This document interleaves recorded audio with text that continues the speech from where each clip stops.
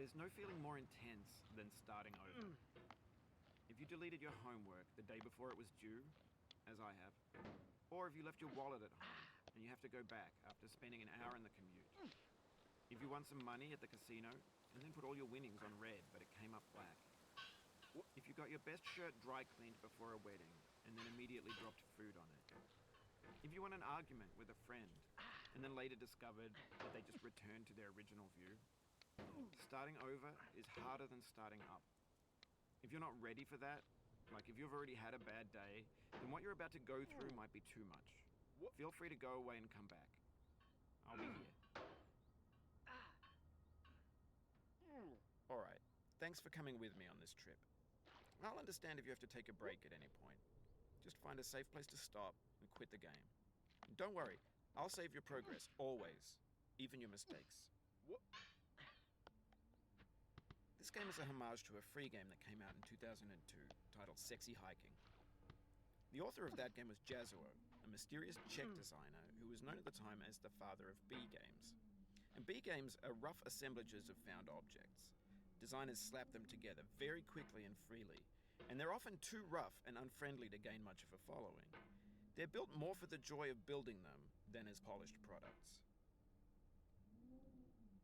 In a certain way, Sexy Hiking is the perfect embodiment of a B game.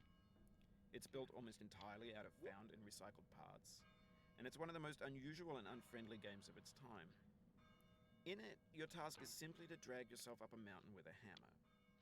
And that act of climbing, in the digital world or in real life, has certain essential properties that give the game its flavor. No amount of forward progress is guaranteed. Some cliffs are too sheer or too slippery. And the player is constantly, unremittingly in danger of falling and losing everything.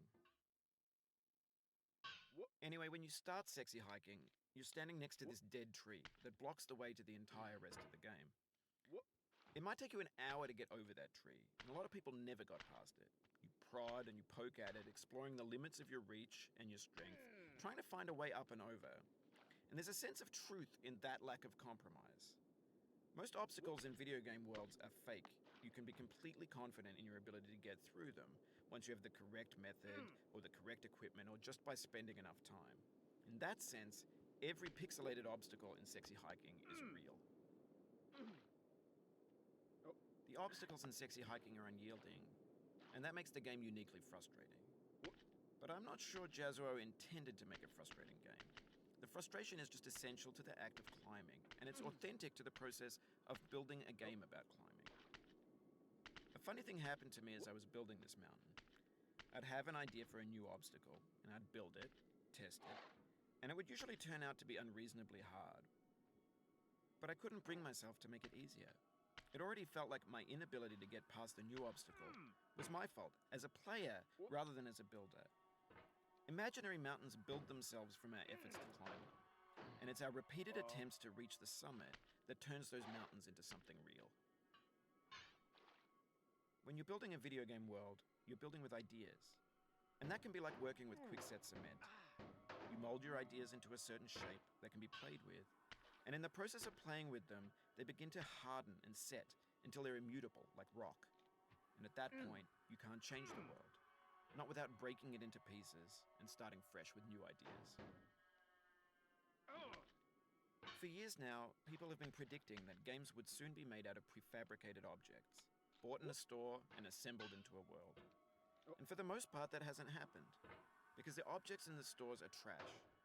I don't mean they look bad or that they're badly made, although a lot of them are. I mean they're trash in the way that food becomes trash as soon as you put it in the sink.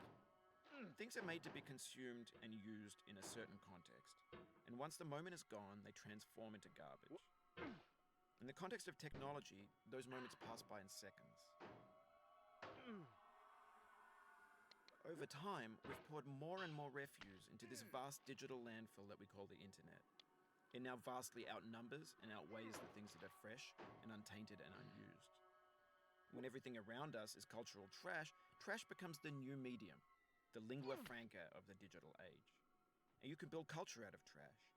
But only trash culture. B games, B movies, B music, B philosophy. Maybe this is what digital culture is. A monstrous mountain of trash, the ash heap of creativity's fountain. A landfill with everything we ever thought of in it. Grand, infinite, and unsorted.